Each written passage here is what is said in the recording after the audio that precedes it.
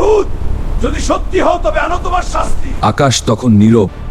7 দিন 7 রাত, এক ঝড় যা থামেনি।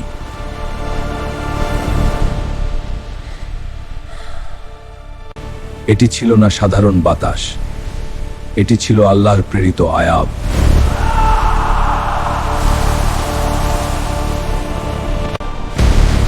যারা শক্তির গর্ব করেছিল, আজ তারা ছিল বালুর কণার মতো দুর্বল। এটি ছিল রায়ে সারসার, এক হিম শীতল।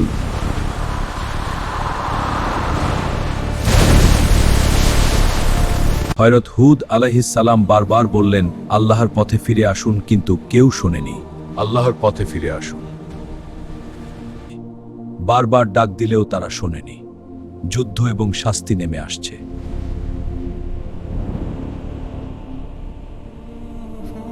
আল্লাহের ইশারা, প্রতিটি পদক্ষেপে আগাম শাস্তির চিহ্ন।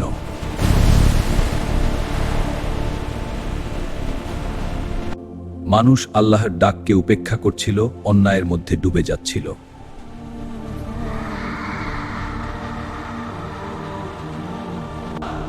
তিনি সতর্ক করলেন,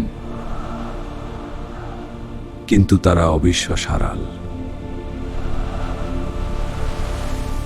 তিনি আল্লাহর পথে ডেকছিলেন, কিন্তু তারা কানে তুলল না।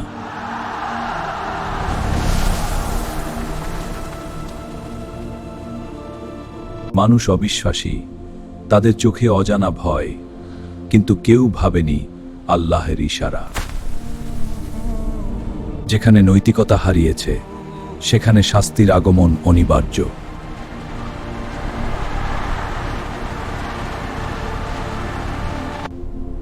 হুদ, যদি সত্যি হও তবে আনো তোমার শাস্তি। আকাশ তখন নীরব, কিন্তু সেই লড়াই সততা। 7 দিন 7 রাত, এক ঝড় যা থামেনি।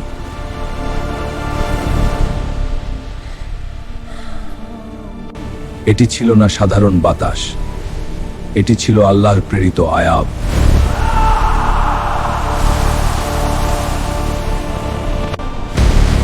যারা শক্তির গর্ব করেছিল, আজ তারা ছিল বালুর কণার মতো দুর্বল।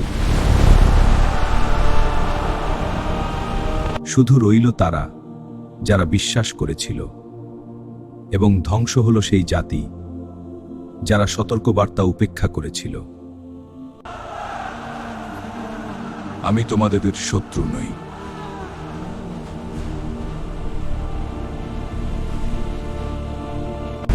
তারপর আকাশ খুলে গেল।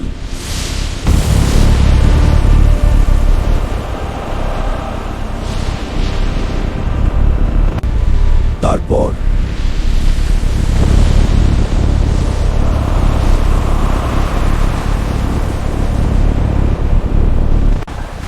এটি ছিল রায়ে সারসার, এক হিম শীতল।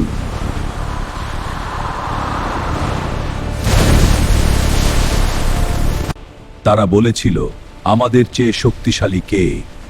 আজ উত্তর দিল আকাশ।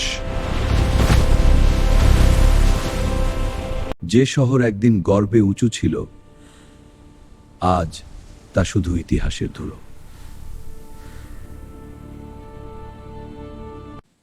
যারা বিশ্বাস করেছিল, আল্লাহ তাদের রক্ষা করলেন।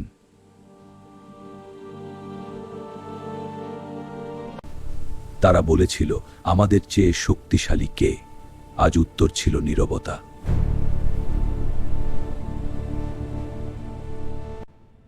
আমি তো শুধু সতর্ক করেছিলাম।